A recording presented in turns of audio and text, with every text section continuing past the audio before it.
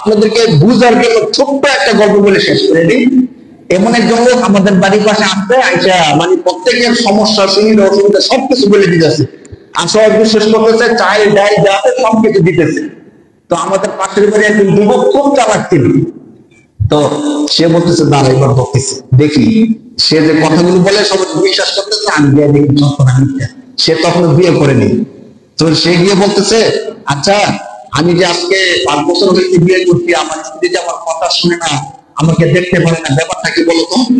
তখন ওই যে তাদের বেসিক যে কথা, সে বলতেছে হ্যাঁ তোমার যে আত্মীয় স্বজনের মধ্যে একজন আছে তোমার স্ত্রীরে তাবিজ করে রাখছে, তাবিজ করার কারণে তোমাকে দেখতে পারে না, এবং তোমার বাড়ির একজনের সাথে তার পরকীয়া সম্পর্ক আছে, এই জন্য সে তোমার সাথে কথা শুনি। কিন্তু কথাটা কি হলো, জায়গার মধ্যে দরকারছে কিনা? তো সে বলতেছে বোকা আমি তো বিয়ে করি নাই। তো জায়গার মধ্যে ফিরে দিচ্ছে, তখন ঠিক হচ্ছে। তো বাস্তবতা এগুলো আমরা অনেকে বুঝি না, বা যদি সাথে সাথে তাকে কেউ অ্যাটাক করতে পারে তখন কিন্তু এগুলো আর পড়ে না। তো এগুলো মূর্খতা কুসংস্কারের মধ্যে একটা পড়ে।